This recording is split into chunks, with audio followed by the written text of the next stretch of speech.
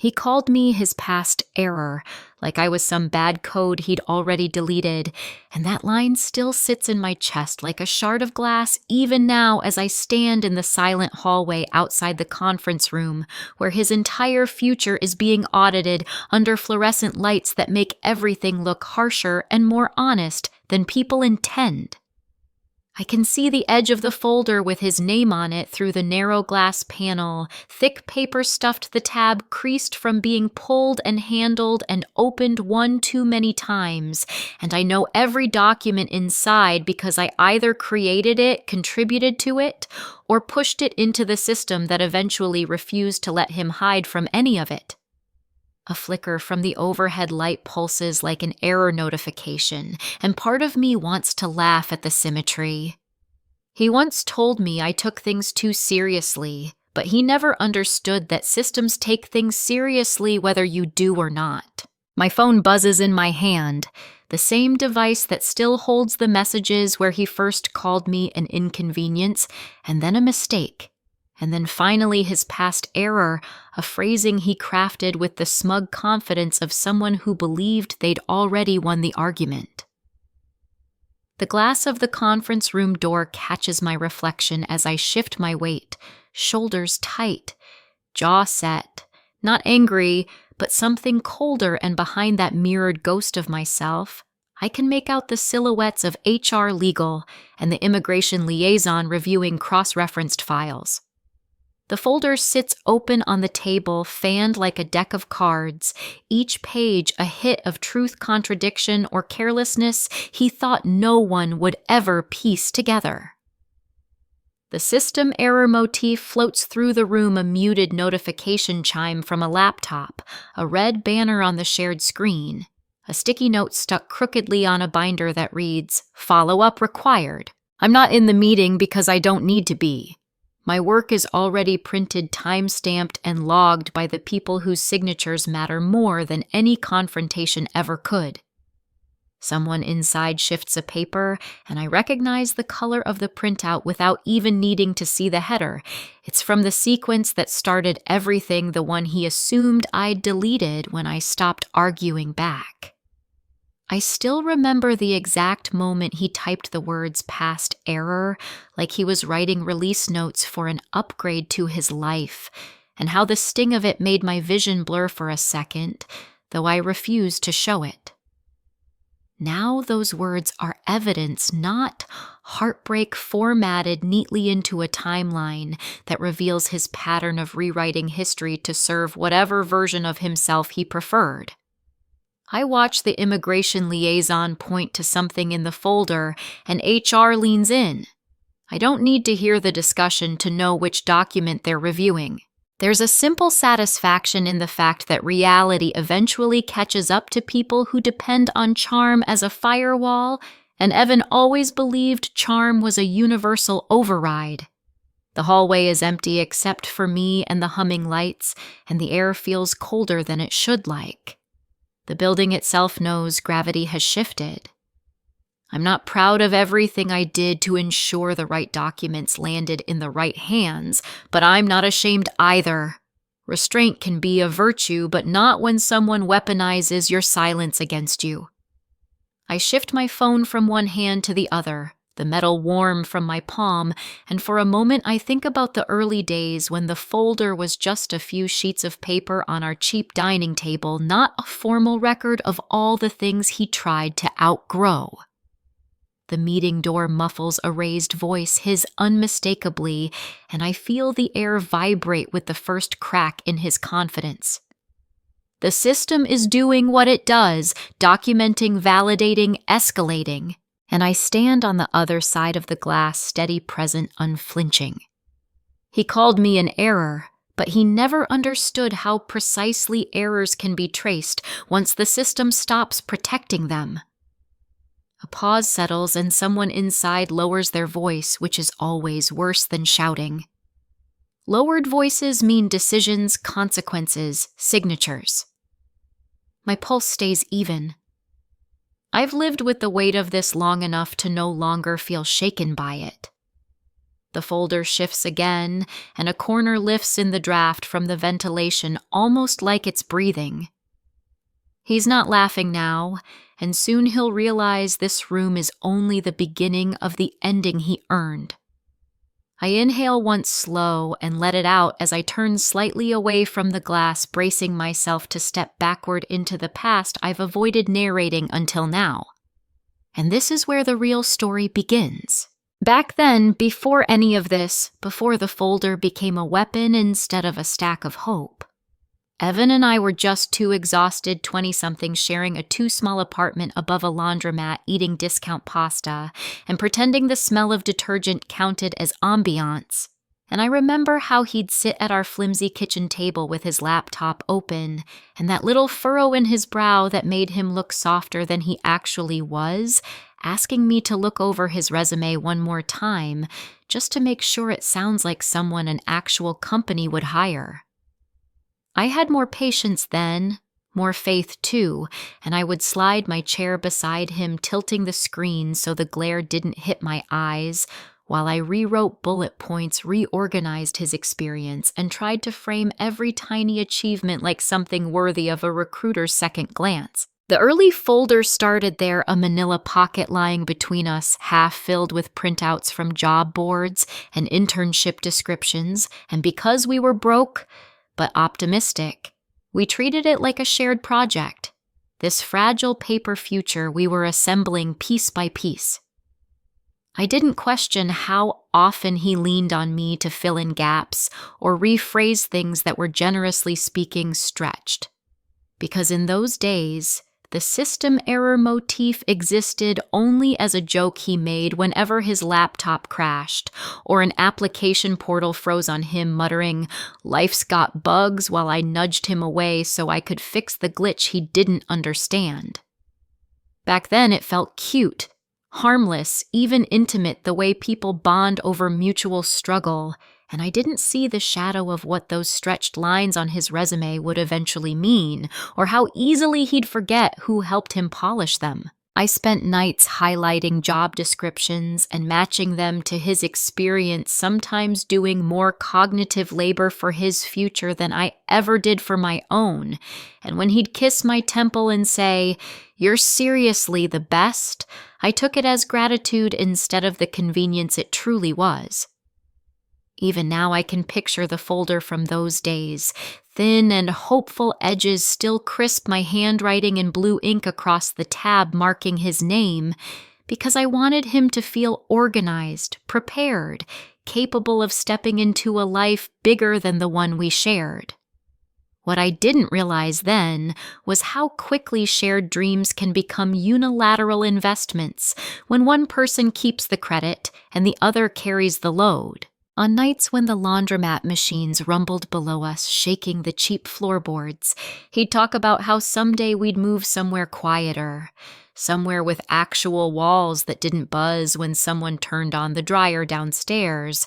And I believed him because he spoke about the future with a confidence I mistook for reliability. I remember the worn keys on his laptop, the way the screen flickered with strange color bands, a literal system error he joked about but never fixed, and how I should have known even then that someone who ignores small warnings tends to ignore bigger ones too.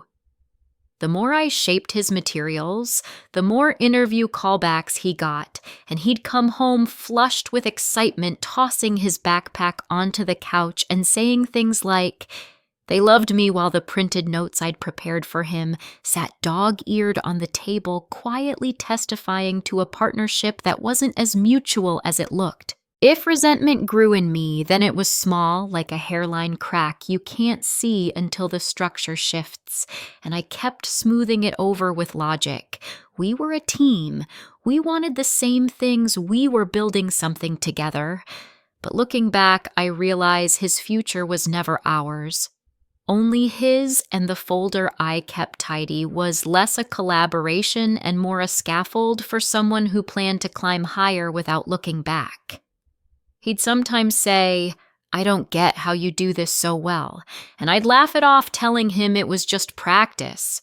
But the truth is that I understood. Systems, application systems, HR logic, administrative language in a way he didn't, and I used that knowledge to hold us both up. If I'd understood how that talent would later shape the exact mechanism of his downfall, I might have paused before helping him rise. When he finally got a real interview, the kind that actually mattered, he clutched the folder like it was a passport to a better life, not noticing my fingers trembling slightly after printing the last set of revisions late into the night. I told myself that whatever we built now, we'd reap together, that someday he'd credit me in the small, tender ways that matter. Instead, standing here in hindsight, I can see how this period was the root of everything, the co-authored future, the quiet labor, the seeds of the system error I'd eventually exploit. And the truth is, even remembering these softer days, I can feel the shift coming, that subtle turning of gears, when admiration becomes expectation and expectation becomes entitlement. Something small cracked before he ever called me an error. Looking back, I can pinpoint the moment everything shifted. Even if at the time it felt like nothing more than a chilly discomfort I couldn't name a tension humming beneath our everyday routines, like the faint buzz of a system running too many processes at once. And maybe that's why I ignored the early signs, convincing myself that love naturally came with static, with glitches, with little pauses where the screen froze before catching up again. It started with small things. Evan getting vague about his schedule, shrugging off questions with casual lines like, "It's not a big deal, don't overthink it."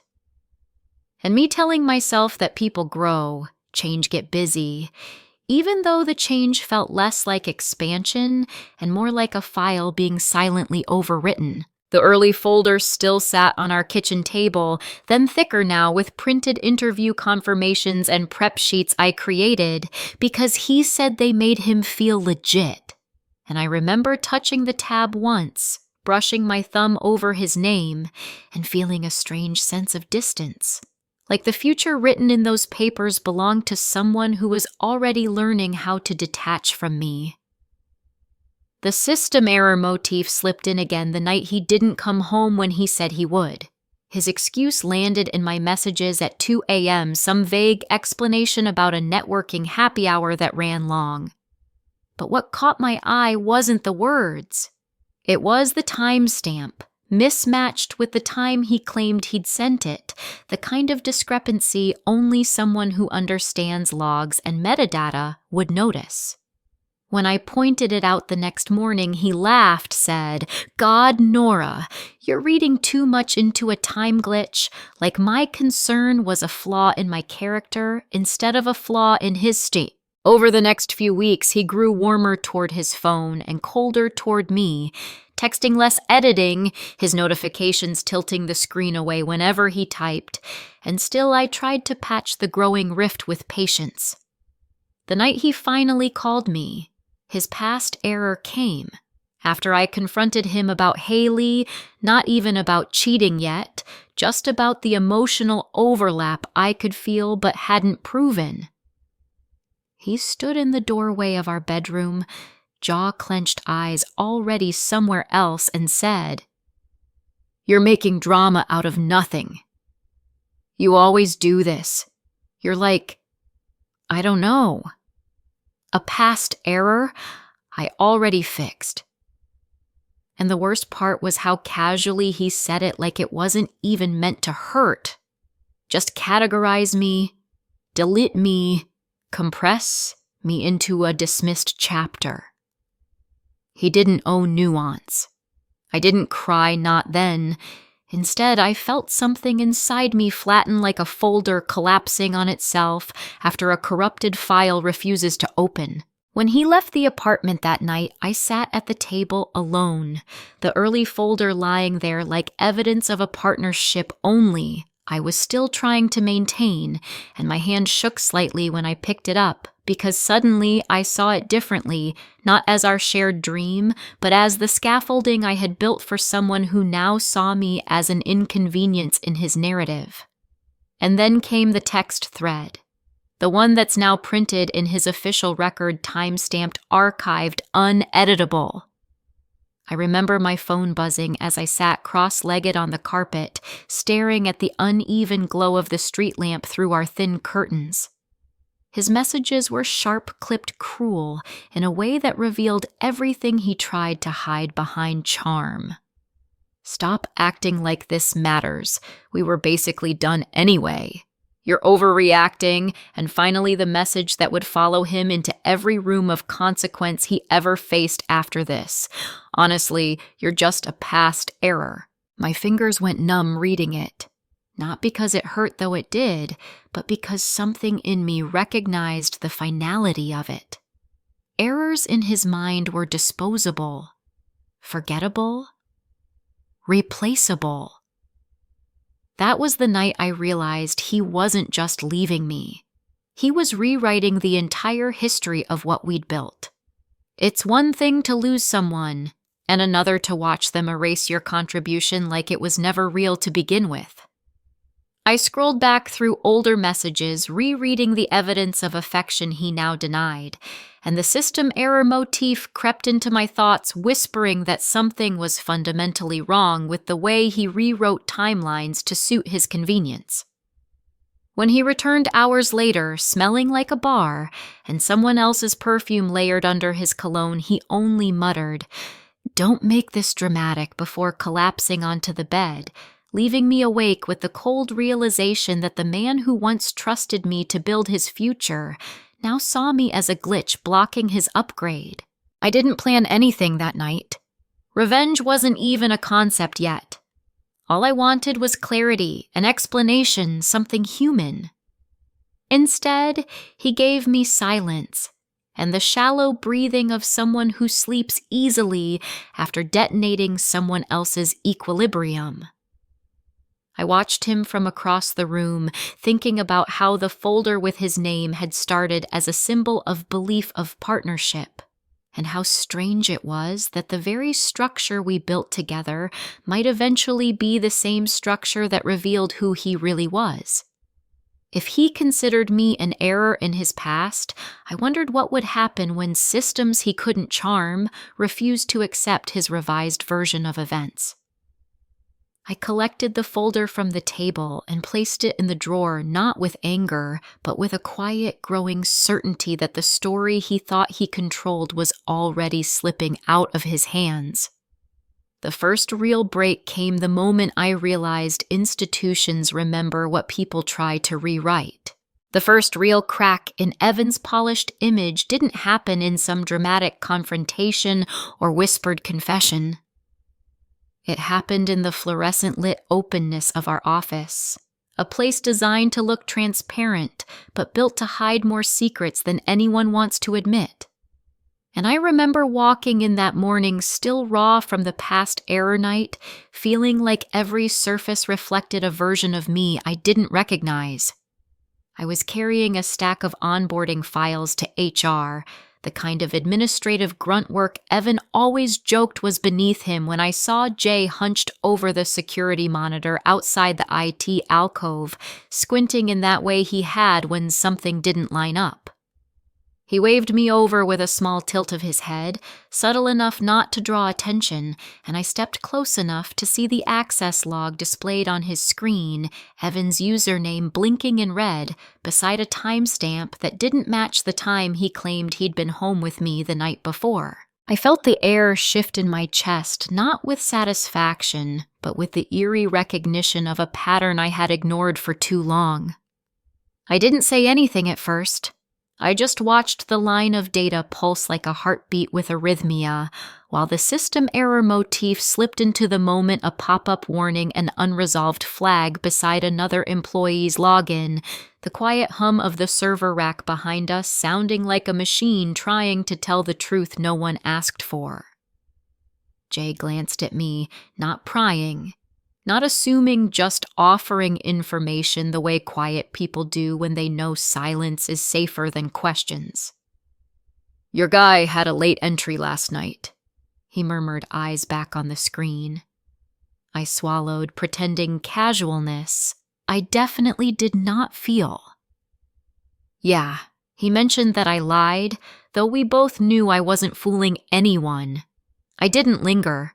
After all, we weren't supposed to hover over these logs unless there was a technical issue, and Jay's loyalty wasn't to gossip, it was to accuracy. As I walked away carrying the weight of that red timestamp, I passed the HR filing cart near the break room, and that's when I saw it, a thin corporate folder with Evan's name on the tab, handwritten by someone in HR.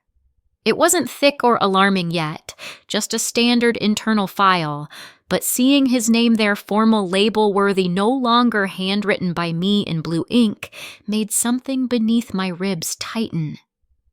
The folder had moved from our shared apartment table into the building's administrative bloodstream, and the symbolism wasn't lost on me.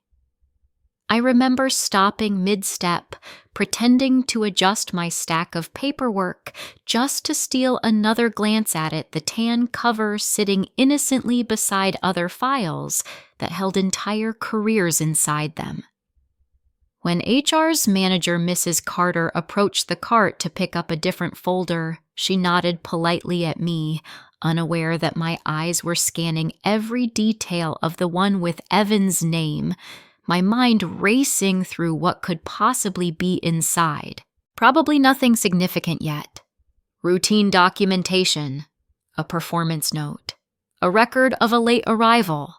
But institutions have a memory sharper than any person's, and once something slips into a file, even accidentally, it becomes part of an ecosystem that reacts to patterns more than excuses. That was the first moment I truly considered that the systems he depended on had vulnerabilities he didn't acknowledge because he trusted charm over compliance, shortcuts over accuracy. Later that morning, when I passed Evan in the hallway on his way to a client meeting, he flashed me that easy grin he used on everyone, the one designed to smooth over whatever happened the night before. "Hey," he said lightly, brushing his fingers across my arm as if physical contact could overwrite reality. "Let's not be weird, okay?" I forced a small nod, watching him walk away with confident strides, oblivious to the invisible data trail marking his contradictions. What struck me most wasn't the lie itself, but how effortlessly he assumed no system would ever contradict his version of events. The rest of the day blurred into meetings and spreadsheets, but my mind kept looping back to that blinking red timestamp, the one that contradicted not just his words, but the entire narrative he built around being responsible and trustworthy. I spent my lunch break sitting in the courtyard picking at a sandwich while trying to make sense of the tension inside me. It wasn't vindictiveness. Not yet. It was recognition. A realization that if he could rewrite our history so easily, he probably rewrote other things too, and systems, unlike people, don't bend as easily to emotional manipulation.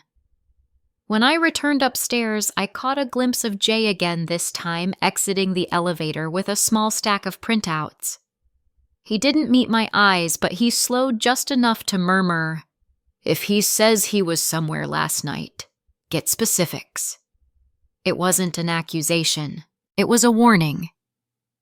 That afternoon, as I filed new onboarding packets into the HR archive room, I noticed the corporate folder with Evan's name tucked neatly into a drawer, exactly where it belonged alphabetically, and seeing it there categorized felt surreal. He still saw himself as invincible, but the system was already documenting the cracks he pretended weren't there. I closed the drawer carefully, almost reverently, letting the metallic slide echo softly in the small room. Standing there surrounded by rows of other people's lives captured in paper form, I realized how vulnerable he truly was in ways he didn't comprehend. Not emotionally, he was immune to accountability, but structurally, professionally, institutionally. And for the first time, I wondered what would happen if those structures started paying attention. The next inconsistency was worse and impossible for him to charm away. I didn't go looking for patterns at first. They just started appearing small and jagged like bits of broken code surfacing in a program that had been running on charm instead of integrity for too long. And by the time I realized I was noticing them, they were already forming a story I couldn't unsee. It began the week after the red timestamp incident when the office felt strangely taut. Conversations clipped people carrying a quiet alertness I hadn't sensed before. I was in the break room making coffee when two analysts from another team walked in mid-conversation, their voices low but not low enough, saying something about a complaint that never went anywhere. And he probably talked his way out of it like always, and even though they didn't say his name, something in their tone made my stomach tighten. When they saw me, they stopped talking, instantly exchanging a glance before shifting topics to something safer. And that abrupt silence was more revealing than anything they could have said aloud. Later, I asked Jay casually if he'd heard anything about incidents involving Evan, and he didn't answer directly. He just said, "Some things get noted even if nobody pushes them," which was the closest thing to confirmation without violating any lines. That was the moment Evidence E4 entered my awareness, not as a document I'd seen, but as a presence, a shadow in HR's database, a story hinted at but not yet surfaced. The system error motif flickered through everything that week, a printer that jammed and spit out half-formed pages like corrupted memories, an error banner that kept flashing on the company dashboard before someone muted it, fluorescent lights that buzzed slightly when you walked under them. Little things, but they added up like the building itself was asking me if I'd understood what kind of man Evan truly was.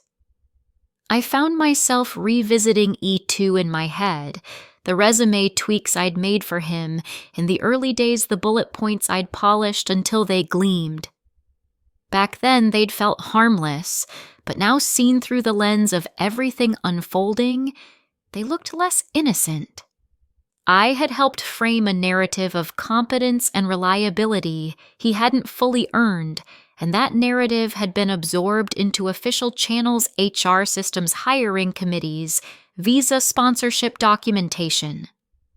It was unsettling to realize how much power a single embellished line could have when fed into institutions built on trust. The folder with his name still thin, but undeniably present in HR's cabinet, seemed to press against my thoughts like a heartbeat, reminding me that records accumulate quietly often without the person they describe ever noticing. One afternoon, while organizing archived files, I pulled open the drawer where I'd last seen Evan's folder and noticed it had shifted slightly as if someone had removed it and refiled it recently. I didn't touch it. I simply stared, imagining what small additions might already be inside a note about tardiness, a comment from a supervisor, maybe even the remnants of that prior complaint I'd overheard whispers about. The truth is, institutions don't forget. They simply wait for a pattern to reveal itself before they act. And if Evan had a pattern, it was beginning to surface grain by grain. I kept trying to tell myself that I was being paranoid, that overheard gossip isn't evidence that a mismatched timestamp doesn't prove anything. But then came the moment that snapped everything into focus. Mrs. Carter, our HR manager, stopped me as I was dropping off a stack of department updates. She asked a simple question, something administrative about verifying dates on an internal training I'd taken, and while she flipped through a binder, I saw, just for a second, a page behind her notes. Evan's name highlighted with a short handwritten line beneath it. I couldn't read the whole sentence, but I caught 2 words in formal report. My breath hitched and she closed the binder before I could make sense of the context. She didn't notice my reaction. She just thanked me and moved on. But I stood there frozen, feeling a cold realization settle deep in my stomach. Whatever that earlier complaint had been, it wasn't just a rumor. It was documented. Somewhere in the system, Evan already had an unresolved mark, a faint outline of a pattern waiting for the next piece to make it undeniable. And what terrified me wasn't the idea that he'd done something wrong. I already knew he wasn't the man he pretended to be. It was the dawning understanding that the systems I'd always trusted to stay neutral were more sensitive than he realized.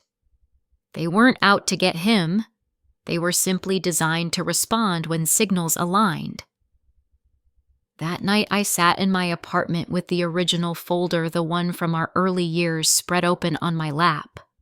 The papers were worn at the edges, creased from countless revisions, and my handwriting had faded slightly from sunlight that once poured through our windows during better days. As I traced the lines I'd written years before, I felt a strange mixture of guilt and clarity. I had built part of the foundation he was standing on, but that meant I also knew exactly where the structure was weakest. He believed he could delete me from his story, but he never understood I remembered the parts he needed forgotten. The system error motif echoed again when my apartment lights briefly flickered, and I almost laughed at the timing. I set the folder aside, knowing that I wasn't planning revenge not yet, but I was beginning to see how the truth once noticed becomes its own momentum. And the next development proved the system was already shifting around him. Filing the complaint wasn't dramatic the way movies make it look. There was no storming into HR, no shaking hands or raised voices, just me sitting in a small conference room with beige walls and a humming air vent typing out a statement as calmly as if I were completing another routine report, though every sentence I wrote felt like a tectonic shift beneath the surface of my chest. I had rehearsed the language in my head for days, clear, factual, anchored in dates and behaviors rather than emotion, and when Mrs. Carter slid the company's formal incident template toward me, her expression neutral but observant. I realized how irreversible this moment was. I listed the timeline, the emotional manipulation, the inconsistent explanations, the overlap with Haley, the dismissive language he used in messages. I didn't embellish. I didn't need to. The truth when lined up was damning enough.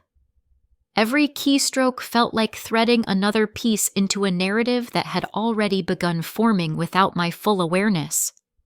When I attached the supporting screenshots, the same ones where he called me his past error, I hesitated only briefly before clicking upload.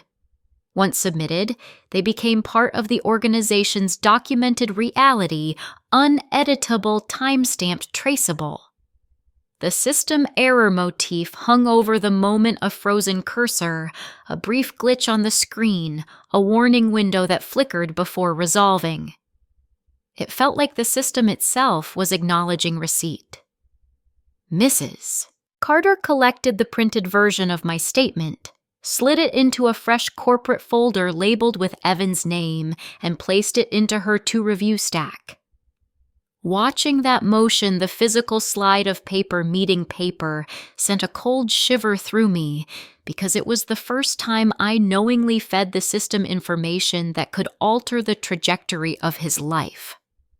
And if that wasn't enough, Jay appeared at the doorway moments later, holding a sanitized printout of the access logs from the night Evan lied. He kept his voice low. "This is within policy. Someone asked for the data. I'm just passing it on. He didn't say who asked, and I didn't either because this wasn't about gossip anymore. It was evidence. He placed the printout on the table page corners, crisp timestamps highlighted. I glanced down and saw the contradiction. Clearly, Evan had logged into the building after midnight, long after the time he claimed he'd been asleep beside me. Seeing that timestamp in black and white aligned with what I already knew made the entire facade collapse in a single breath.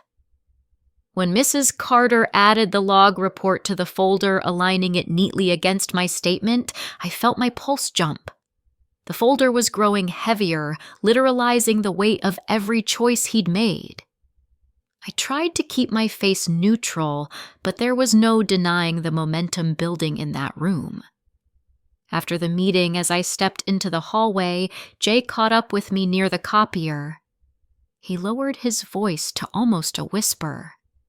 There's something else you should be aware of. Legal might look at inconsistencies in documentation.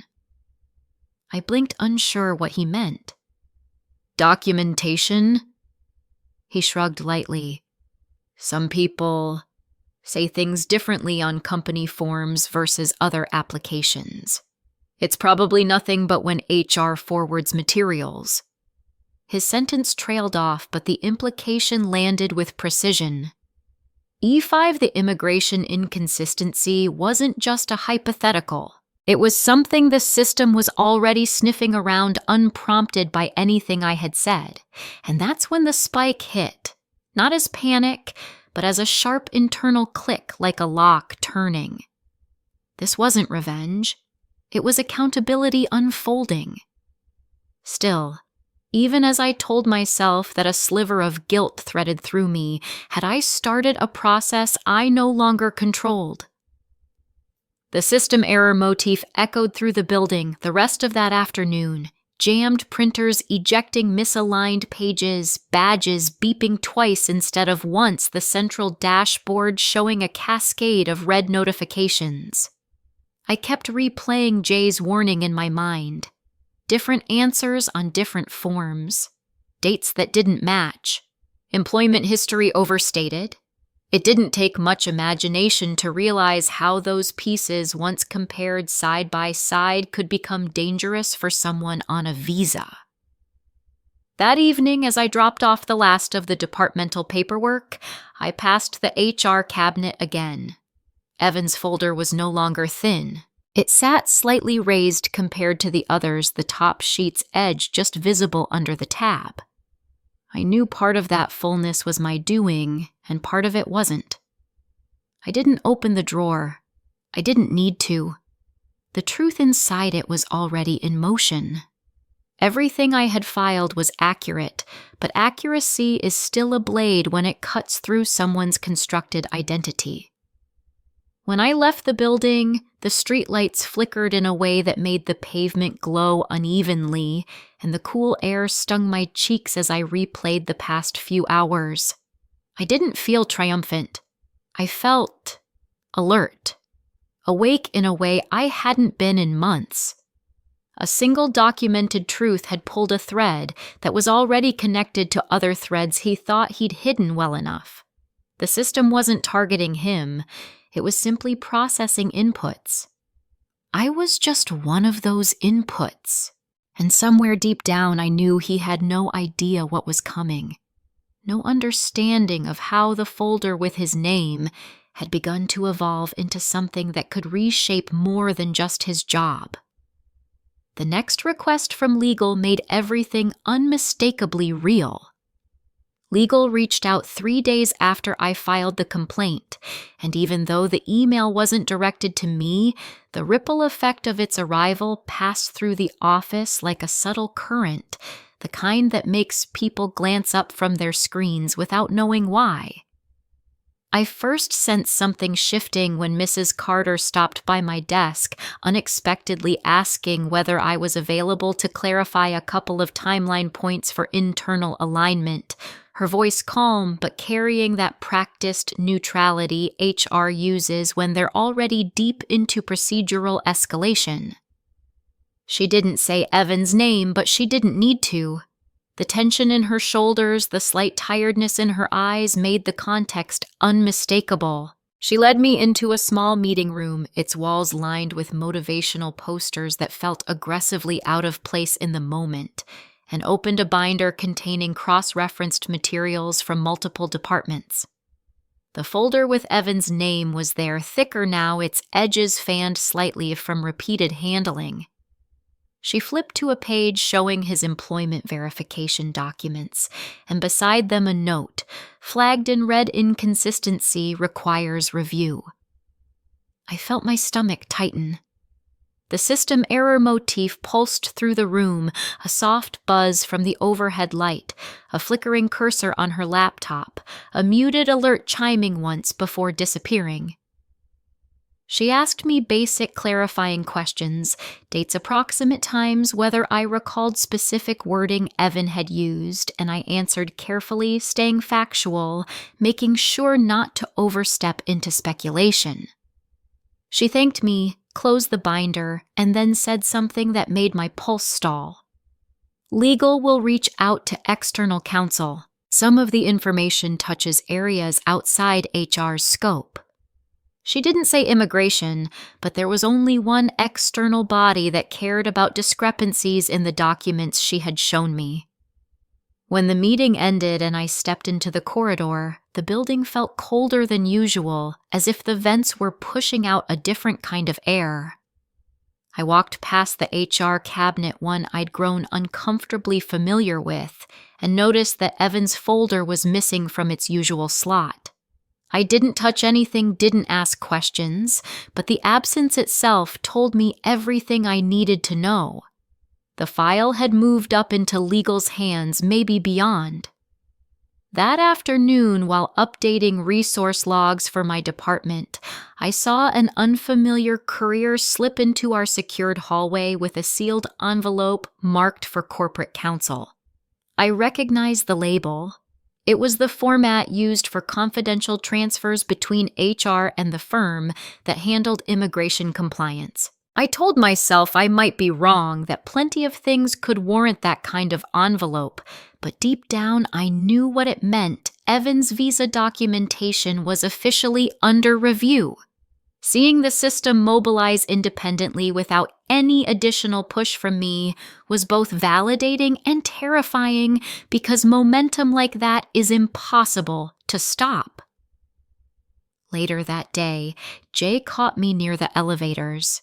He spoke quietly, his expression composed but concerned. "They're comparing data across systems," he said. "When that happens, things get interconnected." He hesitated before adding, "He has some mismatched dates on external paperwork. That kind of thing sets off alerts." I didn't ask how he knew. We both understood the boundaries. But his warning rang through me like a struck bell. The immigration inconsistency E5 was no longer a conjecture. It was an active point of scrutiny.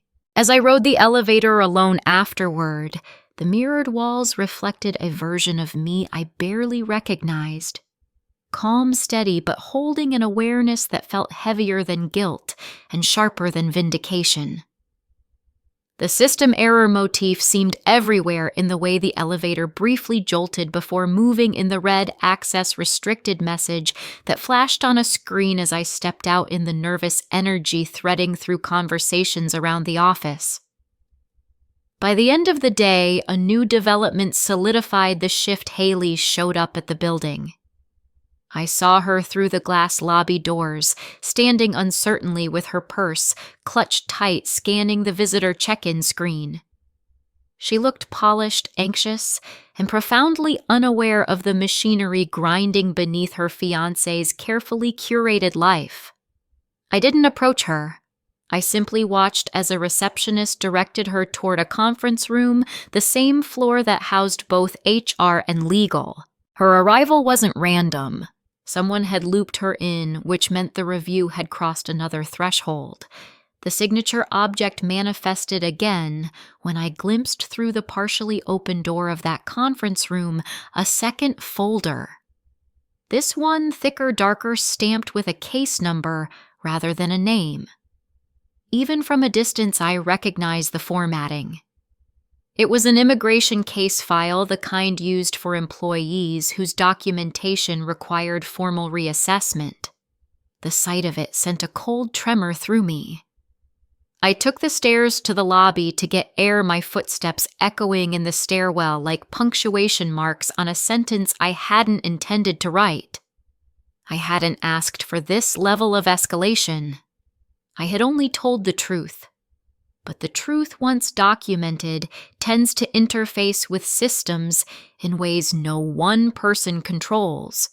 The more the company cross-referenced his materials, the more the inconsistencies would reveal themselves because systems process data, not excuses. Standing outside in the late afternoon sun, I realized something else Evan still had no idea. He was operating as if his world were stable, as if the foundation beneath his feet weren't shifting grain by grain. He'd texted me earlier something snide. "Hope, you're done being dramatic," and I hadn't responded partly because nothing I could say would prepare him for what was already unfolding. When I returned inside, the courier envelope was gone, the conference room door was closed, and Haley was nowhere in sight. The office felt like it was exhaling after holding a long breath. Things were in motion far beyond my reach or intention. The next step would push everything into the point of no return. The moment everything became irreversible didn't feel like some grand turning point. It felt like a single email, one I stared at for nearly an hour before touching, knowing that clicking one button would bridge two systems that weren't meant to cross unless something serious had occurred, and apparently the universe had decided that this was serious enough. Legal had requested additional documentation from HR, and I knew from the phrasing of the request that they were circling the inconsistency Jay warned me about, the one buried in Evan's visa paperwork. I hadn't acted on that connection yet. I kept telling myself that I didn't want to ruin him, that all I wanted was the truth recognized. But then Mrs. Carter asked me casually, but with intent, if I could forward the supporting timeline notes that clarified the discrepancy in dates Evan had claimed in earlier communications with the company. She wasn't asking me to create anything new, just to provide the materials I had already submitted, formatted into a single document for legal's review. Still, something in my chest tightened because I knew what it meant. Once legal had that clarity, Immigration Counsel would too. And once immigration reviewed it, the systems would begin interfacing in a way that made consequences a matter of protocol, not choice. I opened the document I'd prepared, the one containing dates, screenshots, and contextual notes. It wasn't malicious. It wasn't exaggerated. It was just the truth arranged in chronological order. But truth, once arranged cleanly, has a way of slicing through narratives with surgical precision. My fingers hovered over the forward button, my breath shallow. The system error motif floated around me, the glitching cursor, the soft hum of a fluorescent panel overhead, a muted alert on my computer showing cross-system notification pending. I didn't know if that last part was related, but the timing made the air feel electric. I thought of Evan, of the way he brushed off accountability as if it were optional, of how he rewrote me as an inconvenience, an error, a piece of history he believed could be deleted without residue. I wasn't thinking of revenge.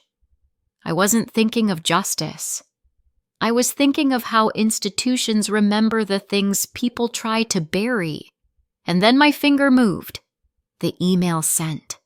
The document left my screen, and in that instant the point of no return locked into place like a bolt sliding home. Within minutes, Mrs. Carter replied, thanking me for the clarity. A second email arrived from legal acknowledging receipt and confirming they were forwarding the material to external counsel for immigration compliance review. That phrasing hit me like a cold wave. Compliance review. Not a casual check. Not a clarification. A review triggered only when multiple systems identified potential discrepancies affecting lawful employment status. Seeing the words immigration compliance in writing made every abstract fear take on physical weight, settling across my shoulders like something I could never put down again. I wanted to step away to distance myself from what I'd just done, but the system had already absorbed my input. I was no longer part of the process. I was simply a data point it had consumed.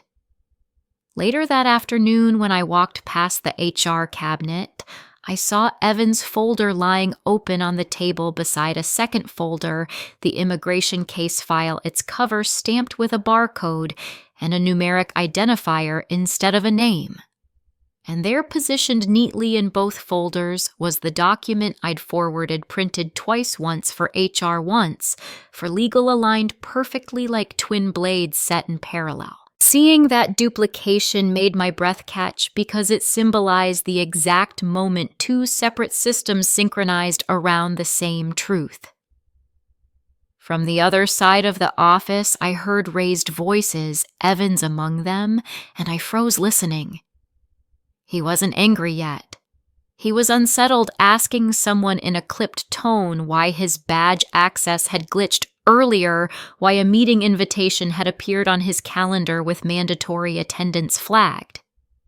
I stood very still, pretending to review the filing labels on a cabinet drawer, while the sound of his voice trembled faintly through the corridor. When he passed by me minutes later, his expression was tight, forced calm over simmering panic. "Did you do something?" he asked, quietly, eyes narrowing in a way that suggested he already knew the answer but couldn't prove it. I kept my gaze steady. "I filed a truthful report," I said. "Everything else is the system doing its job." He scoffed, shaking his head. "You're blowing nothing into something. You always do this." But the fear in his voice betrayed the confidence he tried to project. Systems, unlike people, don't care whether someone thinks they're overreacting. They only care about discrepancies. And Evan had given the system more discrepancies than even I'd realized until they were lined up in parallel folders ready for external review. When he walked away, shoulders tense, I felt a hollow ache in my chest. Not triumph, not regret, but an understanding that whatever force had been unleashed would continue unfolding with or without my involvement. That night, I lay awake replaying the moment I clicked forward, realizing that even if I wanted to undo it, I couldn't. Once documents circulate, they cannot be uncirculated. Systems archive. Systems log. Systems retain. The next morning, a calendar invite appeared for a cross-departmental meeting involving HR, legal, and immigration counsel. Evan received it too, and unlike before, he couldn't charm it away. The meeting would expose everything he thought he'd buried. The night before the meeting felt stretched thin, like time itself was wary of what tomorrow held, and every sound in my apartment carried an uneasy weight from the rustle of the blinds to the low hum of the refrigerator. Each small noise reminding me that systems keep running even when people wish they'd pause. I sat on the floor with my back against the couch, the soft glow of my lamp pooling across the room, and in front of me lay the original folder. The one from our early days, its worn edges illuminated like a relic from a life both familiar and unreachable. I didn't open it. I just stared at it, letting memories flicker through me, nights spent perfecting his resume, drafting mock interview answers, building a foundation he'd later claim he constructed alone. But tonight wasn't about nostalgia. It was about recognizing that the small choices we made back then had silently led us here to a moment when everything he'd built on top of those early documents had become fragile, examinable, and at risk of a collapse.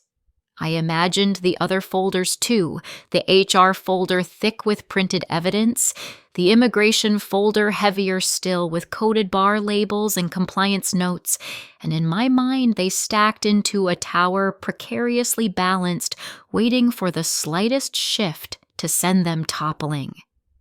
It wasn't anger I felt. Anger had burned itself out long ago. It wasn't satisfaction either.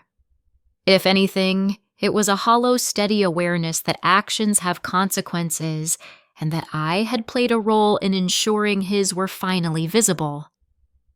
The system error motif whispered through the room, my phone buzzing with a glitchy vibration, my laptop momentarily freezing, before returning to life, even the lamp flickering as if powered by indecision.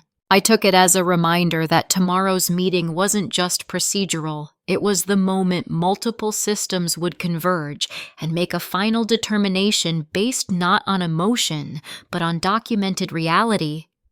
Part of me wondered if I should feel guilty if forwarding that document had crossed a moral boundary I hadn't fully acknowledged. But each time doubt crept in, I remembered Evan's voice telling me I was just a past error, the casual cruelty of it, the way he erased our shared history as if it were nothing more than an outdated file. Accountability isn't revenge. It's the natural outcome of truth that's been ignored too long. Still, as I sat there rubbing my thumb along the corner of the folder, I felt a tremor of something, not regret exactly, but recognition that consequences don't unfold in isolation. He would lose things, tangible things, a job, a visa, a future he curated carefully with curated lies. But I would lose something too, the version of myself who once believed that helping someone succeed would guarantee loyalty. No matter what happened tomorrow, I understood I would not walk out unchanged, and that knowledge sat heavy and solemn in my chest. I thought about Evan then, about how he'd spent the past week pretending everything was fine, boasting to co-workers about upcoming promotions, talking loudly in the break room about mortgage options, acting as though the mandatory meeting on his calendar was nothing more than a routine check-in. I wondered if he sensed anything underneath the surface, if he felt the vibration of the systems analyzing his data, cross-referencing logs, reviewing inconsistencies, or if he genuinely believed he was immune to consequence. People like him often assume that their version of reality is the only one that matters. Systems, on the other hand, don't negotiate. They validate. They confirm. They act. The weight of that truth pressed into me more deeply than anything else. I got up eventually, pacing the small length of my apartment, the floor creaking softly beneath my feet.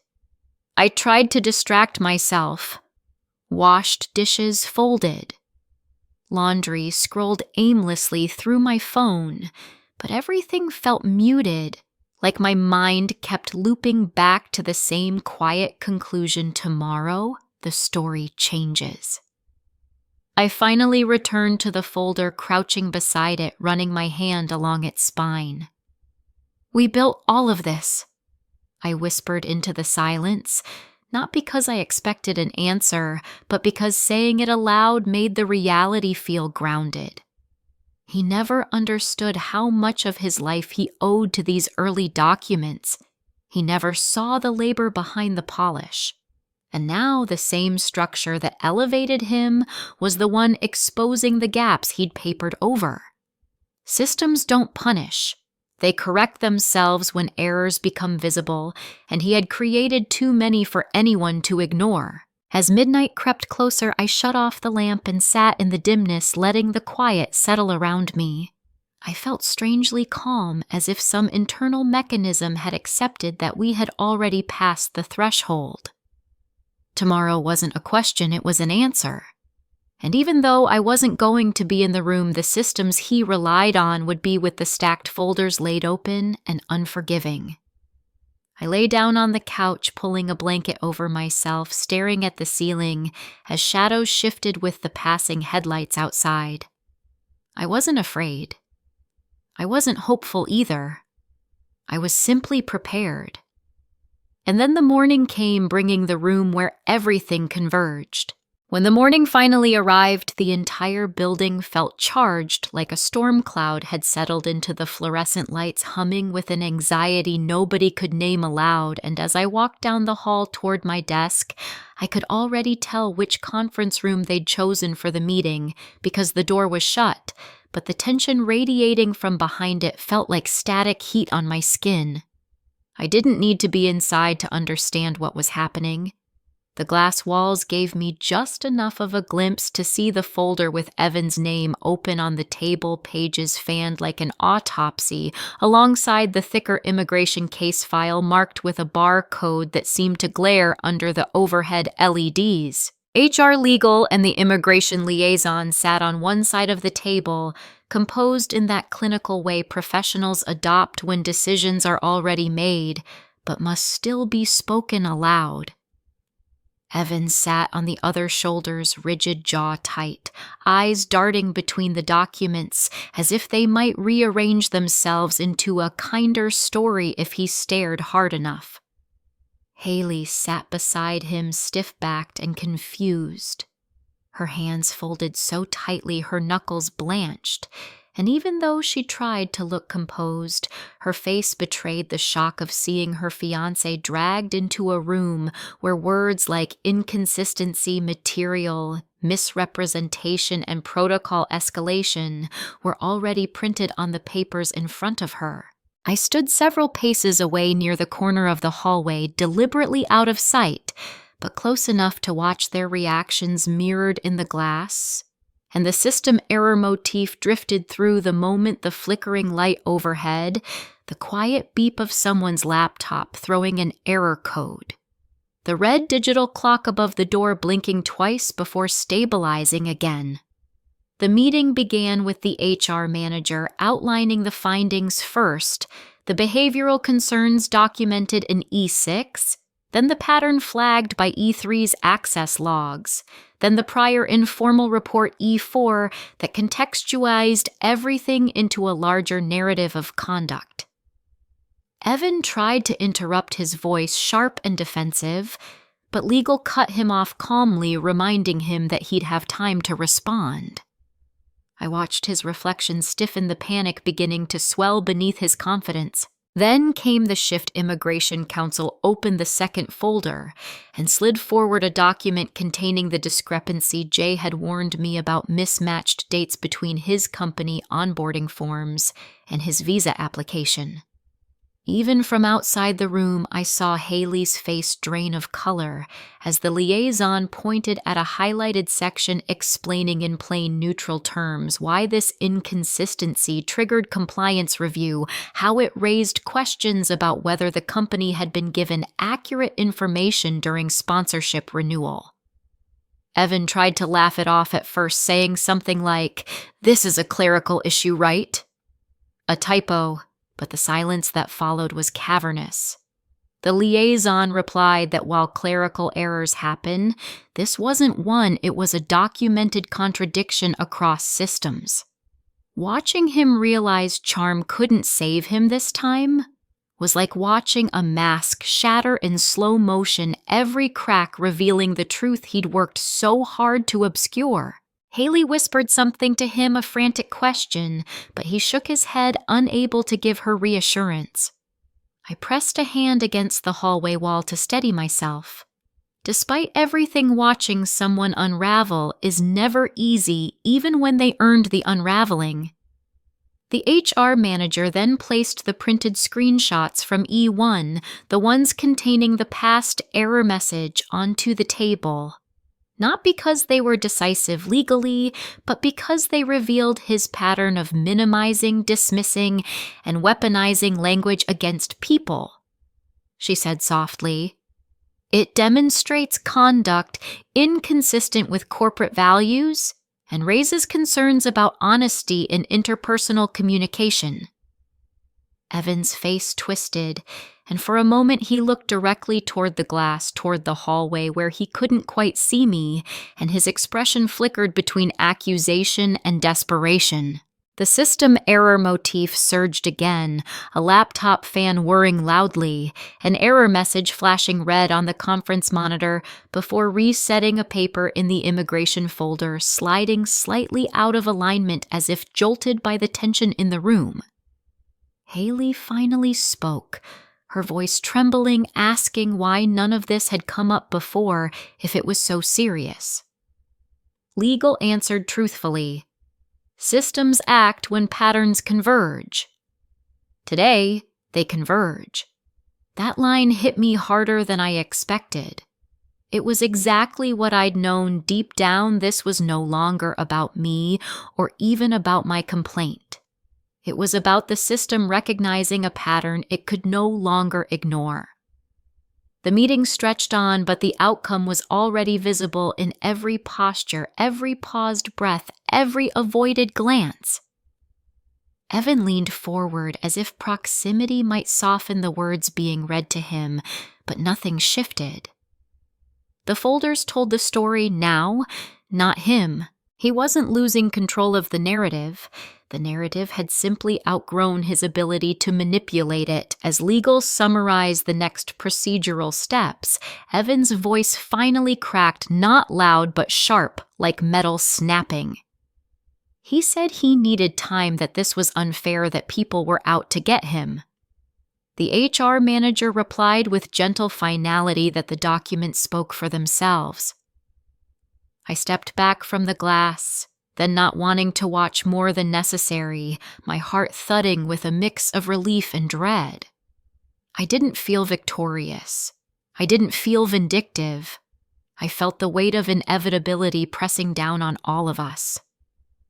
By the time the door opened and Evan stumbled out, Haley trailing behind with tear-filled eyes, the building felt unbearably quiet, as if everyone inside it had exhaled at once. But the real collapse came the moment he received the final notice. The final notice arrived on a gray morning that felt suspended between seasons, the air too cold for spring and too soft for winter, and when the HR assistant carried the sealed envelope down the hallway, her expression unreadably professional, I knew without needing to see the name on it that the system had made its decision. I watched from my desk as she approached Evan, who sat stiffly at a communal table, pretending to answer emails, though his fingers hovered uncertainly over the keyboard. When she handed him the envelope, his posture changed in an instant, rigid, brittle, as though a single breath might crack through him like thin ice. He didn't open it right away.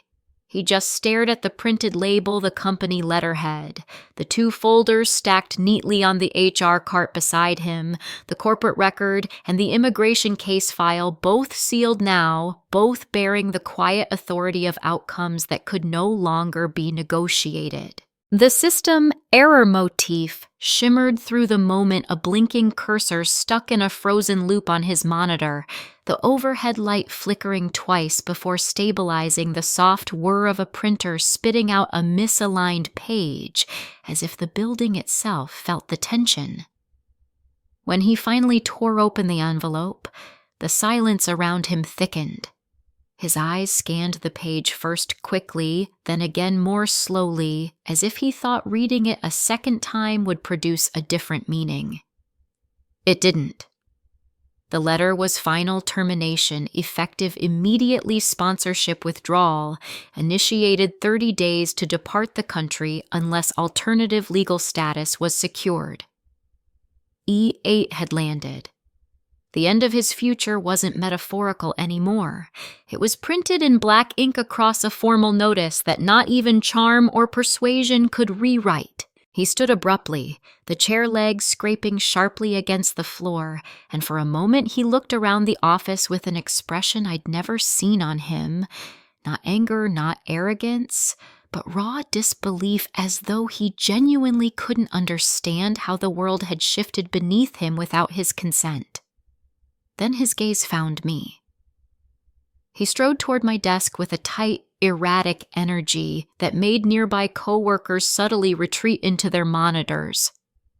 "You did this," he hissed, stopping inches from me, his voice shaking not with rage but with something closer to desperation. I kept my hands still on my keyboard, my pulse steady even as the heat of his panic rolled off him. "I told the truth," I said quietly. "The rest is the system doing what it does." He let out a broken laugh, the kind that cracks on the exhale. "Don't give me that. You think I don't see your fingerprints all over this?" His breath hitched and his eyes shone with something like betrayal. "You ruined my life, Nora."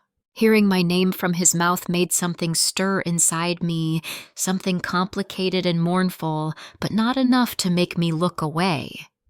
There was a time I would have apologized just to calm him, but that version of me doesn't exist anymore.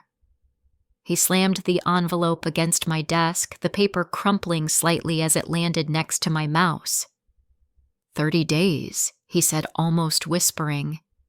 "Do you understand what that means? I'm supposed to plan a wedding. I'm supposed to close on a house." His voice cracked, and whatever sentence he meant to finish dissolved into silence. For a heartbeat, the room felt unbearably small, as though both of us were trapped in the remnants of a future we had once built together in that cramped apartment above the laundromat, never imagining it would end here in fluorescent lighting with a printed document dictating the rest of his life. "Evan," I murmured, not out of sympathy, but out of recognition. "You lied. You manipulated. You erased me when it was convenient. You built your future on foundations that were never real." His jaw clenched so tightly the muscles twitched. "People make mistakes," he said, voice cracking. I nodded slowly. "Yes. And systems record them. You called me a past error. You should understand how errors work." His face twisted at that pain slicing through the anger, and for a moment he looked less like the man who discarded me and more like the frightened, ambitious boy he had been when we first stacked that folder together. But the moment passed quickly. He stepped back, running a hand through his hair with a frantic edge. "I can fix this," he muttered, though his voice lacked conviction. "There has to be a way to fix it." Behind him, Mrs. Carter approached with solemn professionalism, holding both sealed folders.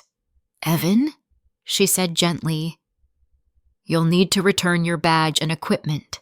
We'll coordinate the offboarding steps and provide resources for immigration consultation, but the decision is final." The word final seemed to hit him harder than anything I'd said. He inhaled sharply as if the air itself had betrayed him. Slowly, almost mechanically, he removed his badge and placed it in her hand. When she turned toward the elevator, the automatic doors reflected his pale, stunned face, and for a moment he just stood there suspended between denial and collapse. Then he whispered, barely audible, "I never thought you'd do this to me." I exhaled softly. "I didn't do it to you, Evan. You handed the system the pieces. It just assembled the picture." He looked at me one last time, eyes full of something jagged, accusation, grief, disbelief, and then he walked away down the hall slower than I'd ever seen him move, as if every step carried the weight of a future dissolving beneath him. And afterward, I had to face the part of this story that was mine alone. Now, in the quiet aftermath, with no raised voices in hallways and no system alerts chiming in the background, I sit alone in the low morning light of my apartment and feel the weight of everything that has unfolded, the kind of weight that doesn't press on your chest so much as settle into the spaces between your ribs, whispering reminders of choices you can't undo. I open my laptop not to check messages. There are few I want to read, but to stare at the empty desktop where for months I kept folders filled with screenshots, timelines, and notes.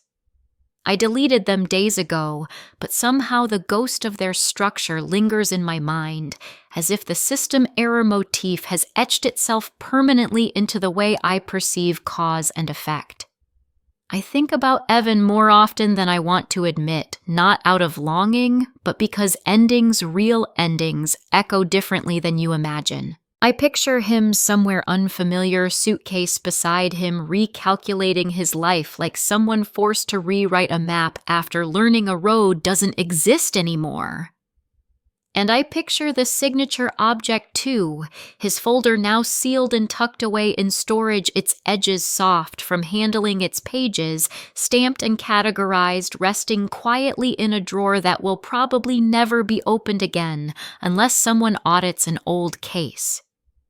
It's strange how something so ordinary, paper, ink, a manila tab, can alter the trajectory of a human life.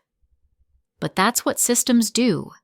They quantify what people try to obscure.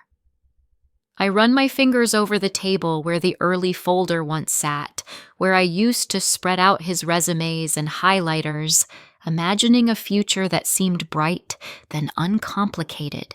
Back in those early days, I never imagined I would become the person who could dismantle what I helped build, not out of vengeance, but out of clarity and a refusal to keep carrying the burden of someone else's rewritten story. Accountability sounds righteous in theory, but in practice it leaves a mess behind that no one warns you about. The truth is, I don't feel triumphant. I don't feel vindicated. I feel older in a way that has nothing to do with age, more aware of how thin the line is between protecting yourself and harming someone in ways you can't take back. People keep telling me he made his own choices, that I didn't end his future, his lies did, but life isn't that clean. I know my role. I know which email I sent, which document I forwarded, which truth I chose not to overlook. And while I don't regret it, I don't celebrate it either. The system reacted to the data it was given, but I was the one who placed some of that data into its hands. I think about Haley sometimes, though we've never spoken directly. I imagine her untangling the wreckage of the life she thought she had, rereading old conversations and realizing they meant something different than she believed. She didn't deserve the fallout yet. She's caught in the radius of impact. Another consequence of Evan's belief that he could reinvent himself without accounting for the past. As for me, I've learned something I wish I hadn't, that knowing how systems work gives you power but not immunity.